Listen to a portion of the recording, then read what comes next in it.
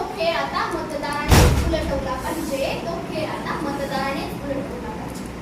आदरणीय अध्यक्ष महोदय, व्यासपीठावरील मान्यवर, गुरुजन वर्ग आणि माझ्या प्रिय मित्रमैत्रिणी, आपल्या सर्वांना माझा सप्रेम नमस्कार. मी कुमारी स्वरांगी प्रवीण गांधारे, जिल्हा परिषद प्रशाला माळुंगा येथील इयत्ता 10वीची विद्यार्थी. आज मी तुमच्या समोर अतिशय महत्त्वाच्या विषयावर बोलणार आहे आणि तो विषय म्हणजे माझे मात्र गुप्त मतदान आणि लोकप्रतिनिधींचा मात्र उघड घोडेबाजार.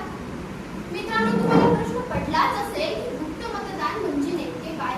तर जेव्हा आपण मतदान करतो तेव्हा मतदान केंद्रात एक पडदा असतो. त्या पडद्यामागे आपण कोणाला मत दिले ते फक्त आपल्यालाच माहिती असते, म्हणजेच ते गुपित असते.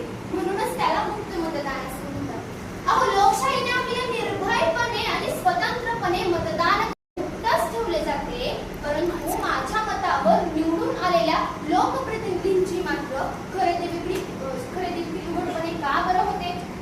अहो, निवडणुकांपूर्वी तर जनतेसमोर मोठी आश्वासने दिली जातात, विकासाची स्वप्ने दाखवली जातात, परंतु निवडणूक संपली की काही दिवसातच पक्ष बदलले जातात, भूमिका बदलतात, विचार बदलतात आणि काही वेळा तर सत्ता मिळवण्यासाठी जनतेचा कौलही विसरला जातो.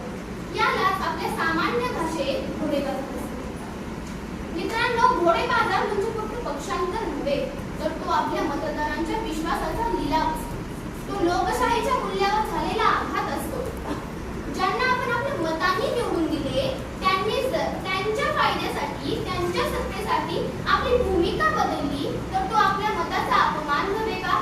अहो, विकली जातात माणसं जेव्हा सत्तेच्या बाजारात, विकली जातात माणसं जेव्हा सत्तेच्या बाजारात, हरवून बसते लोकशाही विश्वासाच्या बुडवारात, हरवून बसते लोकशाही विश्वासाच्या बुडवारात. मित्रांनो, भारतीय राज्यघटनेने आपल्याला मतदानाचा समानच अधिकार दिलेला आहे. मग तो गरीब असो, श्रीमंत असो किंवा शेतकरी, सर्वांनाच समान अधिकार आहे मतदानाचा. अहो, हीच तर खरी लोकशाहीची ताकद आहे.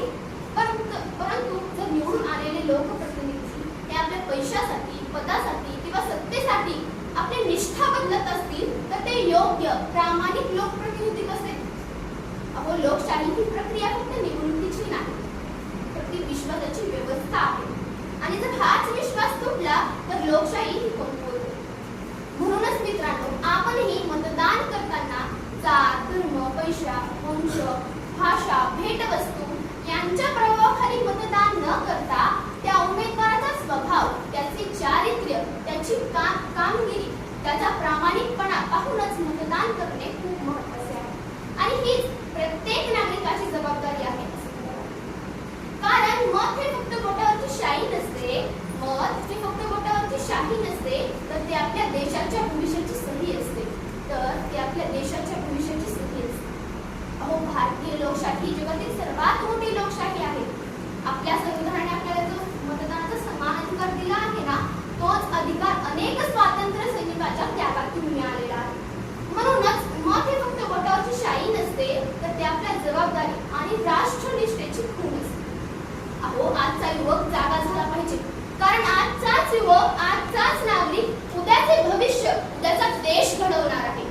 आपणही त्या लोकप्रतिनिधींना, त्या उमेदवारांना प्रश्न विचारले पाहिजे, त्यांच्याकडून उत्तर मागितले पाहिजे. कारण लोकशाहीमध्ये जनता हीच खरी मालक असते. अहो, सत्ता आली म्हणून जनतेला विसरू नका, सत्ता आली म्हणून जनतेला विसरू नका. मतांच्या किमतीला पैशात मोजू नका, मतांच्या किमतीला पैशात मोजू नका. अहो, विश्वासाने दिलेले मत हे अमूल्य असते, विश्वासाने दिलेले मत हे अमूल्य असते. लोकशाहीच्या मंदिरात त्याचा लिलाव करू नका, लोकशाहीच्या मंदिरात त्याचा लिलाव करू नका. मित्रांनो, आपण आजही महागाईशी लढतो, आपला तरुण आजही बेरोजगार, आपले शेतकरी आजही आत्महत्या करतो.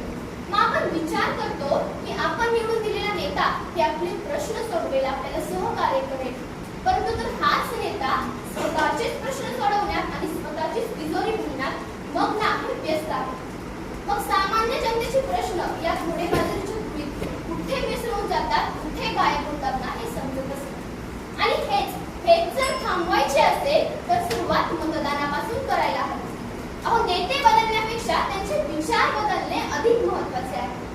आणि लोकशाहीच मजबूत करायची असेल तर गुप्त मतदानाइतकीच योग्य, प्रामाणिक लोकप्रतिनिधित्वाची गरज आहे. अहो, लोकशाहीची शक्ती कोणत्या संसदेत, राज्यसभेत व लोकसभेत नाही हो, तर ती प्रत्येक नागरिकाच्या मनात आहे.